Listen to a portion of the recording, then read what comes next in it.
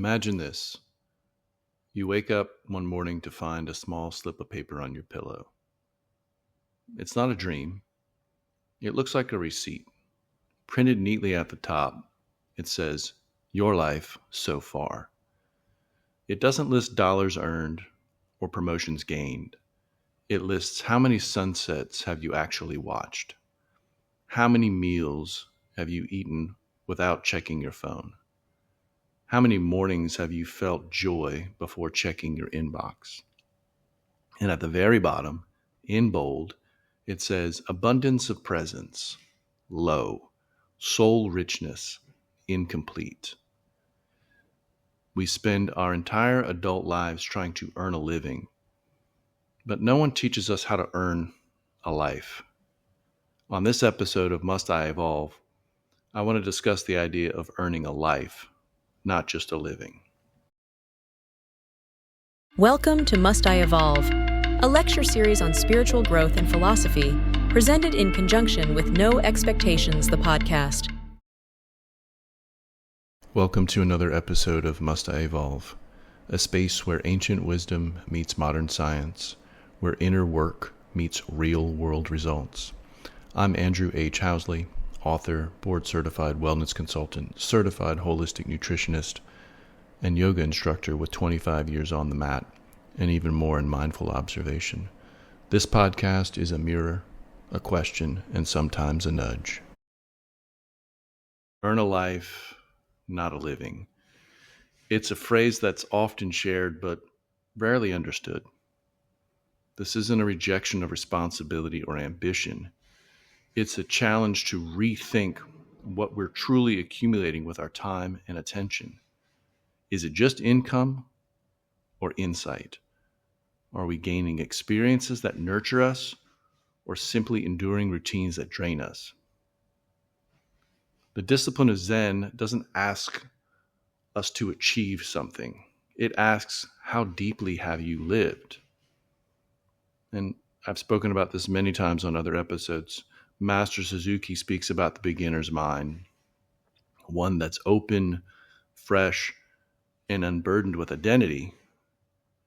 And most of us wake up not as beginners, but as performers, wearing titles, chasing productivity, in an attempt to prove our worth.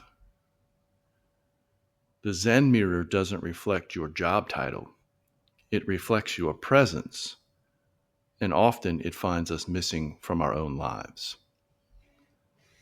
So I'd like to explore this idea with three basic questions. First, who told you money equals meaning? We grew up with this unspoken equation: money equals success equals value. But money can't hold you when you're grieving. It can't teach you how to feel awe. And so many of us trade years for paychecks, believing that we'll rest later. But later is never guaranteed. Security is necessary, but excess doesn't equal essence. We've been sold the idea that fulfillment follows finance. And an interesting quote from the author Paul Bowles: "Security is a false god. Begin making sacrifices to it and you're lost." He's reminding us that everything is fleeting. So it's best not to dwell on something that doesn't really exist. Here again, Zen doesn't ask, what are you working for? Zen asks, are you eating just to take a shit? Are you living just to sustain the cycle? Or are you here to wake up inside of your own life? The second question, what does it mean to be abundant in presence? Let's consider it this way. A child draws, a CEO pitches. One is called play, the other is called work. But more often than not, the child is more aligned to their own dharma than the CEO. Abundant presence means being soul rich, not in the Instagram look at me lifestyle, but in a real, nourishing, unphotographable way. A life abundant in presence means your heart swells when your child laughs. It means that the rain and its feeling offers wisdom to you. It means that you taste your coffee. You don't just drink it. These are the moments that fill your inner bank. The ones that say, if this were the last day, I would have lived enough. A great Zen quote here: a still pond reflects the sky. A rushing river reflects nothing. The more we rush, the less of ourselves we see. Question 3. Can your days accrue value beyond income? What if value wasn't just what you produce, but how deeply you connect while producing? If you stop considering every experience of life through the frame of profit or loss, good versus bad, success versus failure, you might be able to see the wealth in your daily life. So maybe when typing that email, breathe deeply.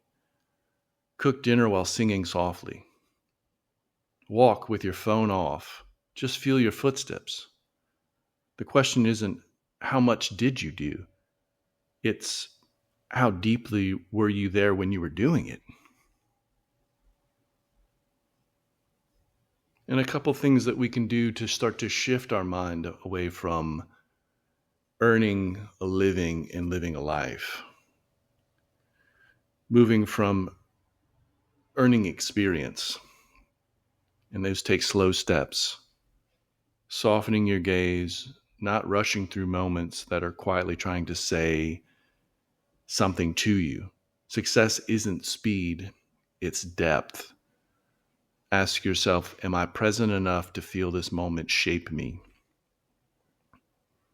Maybe we start to move from outcomes to offering. Turn your daily work into devotion. Brian Eno once said, we must be shepherds of our own attention. Meaning, our lives are fractured with so many things wanting something from us that we have to focus ourselves on the important things. Maybe make your email a prayer. Make your conversation a gift. In Zen, even sweeping the floor can be a sacred thing if done mindfully. It's not just about cleaning dust. Maybe you're cleaning your karma.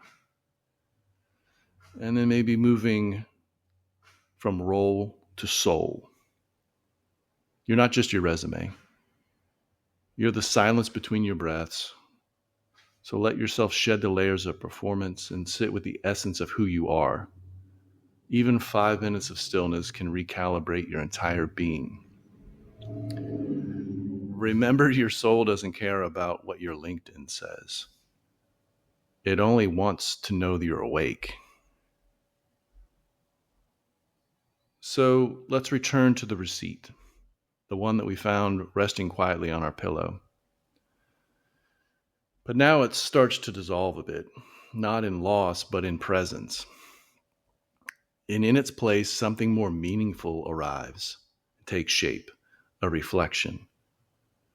Not of what you've earned, but of what you've become.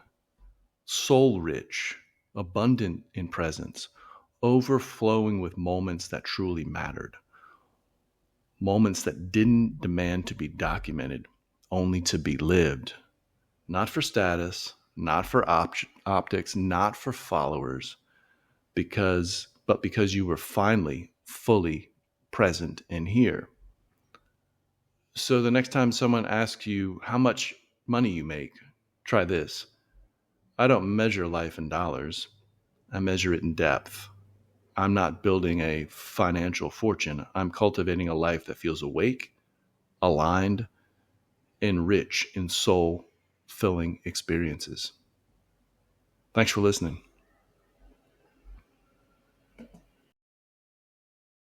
Thanks for listening to Must I Evolve? Remember, you don't have to be perfect. You just have to be patient. That's the real practice. As for your next evolution, it doesn't live in who you should become. It lives in what already grows within you. Until next time, keep evolving, quietly, consistently, and always with no expectations.